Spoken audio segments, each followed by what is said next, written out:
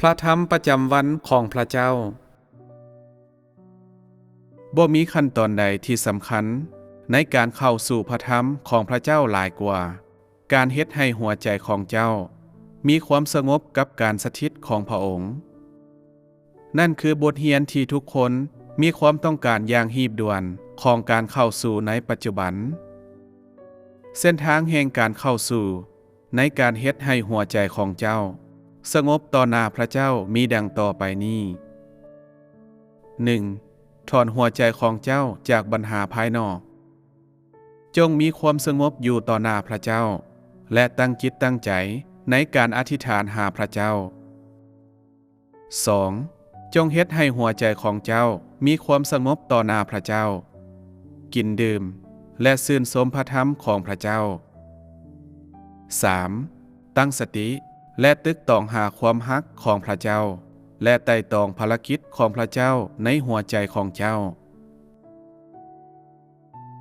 ทำอิฐเริ่มต้นจากทิศทางแห่งการอธิษฐานอธิษฐานด้วยความตั้งใจให้เต็มที่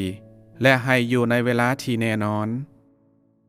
บ่ว่าเจ้ากดดันเพียงใดในเวลาใดหนึ่งยุ่งกับเบียกเพียงใดหรือมีหยังเกิดขึ้นกับเจ้าก็ตามจงอธิษฐานทุกๆมื้อให้เป็นเรื่องปกติกินและดื่มพระธรรมของพระเจ้าให้เป็นเรื่องปกติถ้าเมื่อใดที่เจ้ายังกินและดื่มพระธรรมของพระเจ้าบ่ว่าสภาพอ้อมข้างเจ้าจะเป็นแนวใดก็ตามเจ้าจะมีความสุขในจิตวิญญาณของเจ้าและเจ้าจะบ่ถูกรบกวนด้วยคนอื่นเหตุการณ์หรือสิ่งอ้อมข้างเจ้าเมื่อเจ้าตึกตองพระเจ้าในหัวใจของเจ้าอยู่เป็นปกติสิ่งที่เกิดขึ้นอยู่ภายนอกจะบ่สามารถรบกวนเจ้าได้นี่คือความหมายของการมีวุฒิภาวะเริ่มต้นด้วยคำอธิษฐานอธิษฐานอย่างเงียบสงบอยู่ต่อหน้าพระเจ้าแม้นเป็นผลดีที่สุดหลังจากนั้นจงกินและดื่มพระธรรมของพระเจ้าแสวงหาแสงสว่าง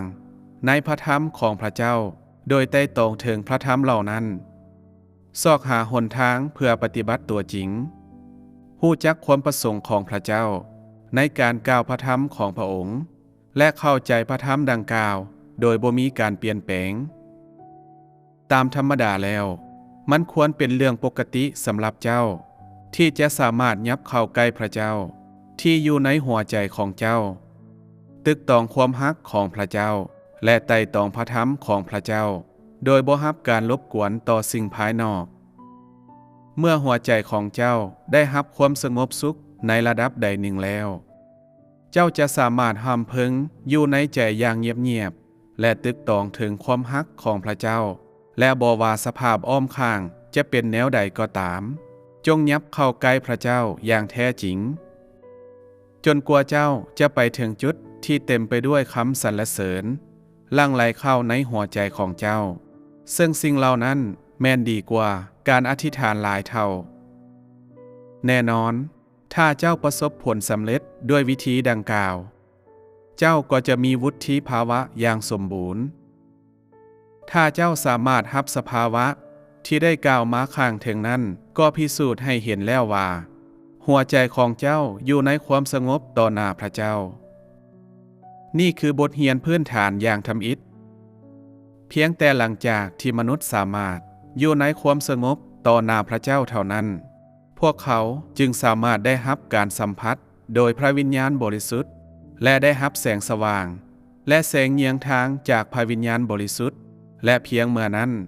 พวกเขาจึงสามารถสื่อสารกับพระเจ้าได้อย่างแท้จริงรวมทั้งการเข้าใจเจตนาของพระเจ้าและการนำพาของพระวิญญาณบริสุทธิ์หลังจากนั้นพวกเขาก็จะได้เข้าสู่เส้นทางที่ถูกต้องในชีวิตฝ่ายวิญญาณของพวกเขาเมื่อการฝึกฝนของพวกเขาเพื่อใช้ชีวิตอยู่ต่อหน้าพระเจ้าได้เข้าถึงจุดใดหนึ่งและเมื่อพวกเขาสามารถกบฏต่อตัวพวกเขาเองเกียรติชังพวกเขาเองและใช้ชีวิตอยู่กับพระธรรมของพระเจ้าเมื่อนั้นหัวใจของพวกเขาก็จะอยู่ในความสงบอย่างแท้จริง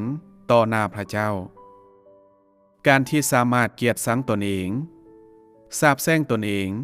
และกบฏต่อตนเองแม่นผลสำเร็จมาจากภารกิจของพระเจ้าซึ่งมนุษย์บ่สามารถเฮ็ดสำเร็จได้ด้วยตนเองด้วยเหตุนั้นการปฏิบัติเฮ็ดให้หัวใจสงบต่อหน้าพระเจ้าแม่นบทเรียนที่มนุษย์ควรเข้าสู่โดยทันทีทันใดสำหรับบางคนพวกเขาบ่เพียงแต่บ่สามารถอยู่ในความสงบต่อหน้าพระเจ้าได้อย่างปกติเท่านั้นแต่พวกเขา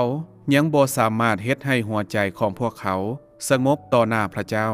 แม้นแต่ในเวลาที่อธิษฐานการกระทำแบบนี้แม่นต่ำกว่าระดับมาตรฐานของพระเจ้าถ้าหัวใจของเจ้าบ่สามารถอยู่ในความสงบต่อหน้าพระเจ้าเจ้าสามารถถูกดลใจโดยพระวิญญาณบริสุทธิ์ได้บ่ถ้าเจ้าเป็นคนที่บ่สามารถอยู่ในความสงบต่อหน้าพระเจ้าเจ้าก็อาจจะถูกรบกวนเมื่อมีบางคนมาหาหรือเมื่อมีคนอื่นล้มกัน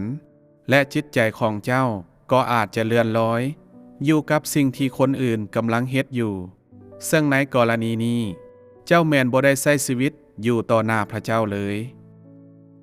ถ้าหัวใจของเจ้าอยู่ในความสงบต่อหน้าพระเจ้าเจ้าจะบ่ถูกรบกวนโดยสิ่งใดๆที่เกิดขึ้นในโลกภายนอกหรือถูกครอบครองโดยผู้คนเหตุการณ์หรือสิ่งใดๆถ้าเจ้าได้เข้าสู่สิ่งนี้แล้วสภาวะด้านลบเหล่านั้นและสิ่งที่เป็นด้านลบทั้งหมดเส้นแนวคิดของมนุษย์ปรัชญาสำหรับความสัมพันธ์ทางโลกความสัมพันธ์ที่บ่ปกติระหว่างมนุษย์ความคิดความเห็นและอื่นๆจะหายไปตามธรรมชาติย้อนเจ้าไต่ตองถึงพระธรรมของพระเจ้าอยู่เป็นประจำและหัวใจของเจ้าอยู่ใกล้พระเจ้าเสมอและถือครอบครองโดยพระธรรมของพระเจ้าในปัจจุบันตลอดสิ่งที่เป็นลบเหล่านั้นก็จะออกไปจากเจ้าโดยที่เจ้าบ่รู้สึกตัวเลยเมื่อมีสิ่งใหม่และสิ่งที่เป็นบวกอยู่กับเจ้าสิ่งเก่าที่เป็นลบก็จะหายไปฉะนั้นอย่าสนใจกับสิ่งเก่าที่เป็นลบเหล่านั้นเลยเจ้าบ่ต้องพยายามควบคุมพวกมันเจ้าควรใส่ใจในการอยู่อย่างสงบต่อหน้าพระเจ้ากินดื่มและชื่นชมพระธรรมของพระเจ้าให้หลายเท่าที่เจ้าจะสามารถเฮ็ดได้ห้องเพลงสรรเสริญพระเจ้าให้หลายเท่าที่เจ้าสามารถเฮ็ดได้และจงปล่อยให้พระเจ้ามีโอกาสได้ปฏิบัติภารกิจในตัวเจ้าเพราะว่าในปัจจุบันพระเจ้าต้องการเฮ็ดให้มนุษย์สมบูรณ์แบบด้วยพระองค์เองและพระองค์ต้องการได้รับหัวใจของเจ้าพระวิญญาณของพระองค์ดลใจเจ้าและถ้าเจ้าปฏิบัติตามการนำพาของพระวิญญาณบริสุทธิ์มาใช้ชีวิตอยู่ต่อหน้าพระเจ้าเจ้าจะเฮ็ดให้พระเจ้าพอใจถ้าเจ้าสนใจใช้ชีวิตอยู่ในพระธรรมของพระเจ้าและเข้าร่วมพัวพันสนทนาเกี่ยวกับความจริงหลายขึ้นเพื่อรับแสงสว่างและแสงเยียงทางจากพระวิญญาณบริสุทธิ์แล้วแนวคิดต่างๆนานาเกี่ยวกับศาสนาเหล่านั้นและความโอ้อวดว่าตนเองถูกเสมอและการให้ความสำคัญแก่ตนเองก็จะหายไปหมดสิ้นเจ้าจะรู้จักวิธีสละตนเองเพื่อพระเจ้าวิธีฮักพระเจ้าและวิธีเฮ็ดให้พระเจ้าพอใจนอกจากนั้นสิ่งที่บ่เกี่ยวข้องกับพระเจ้าเหล่านั้นจะหายไปจากจิตสำนึกของเจ้าโดยบ่รู้ตัว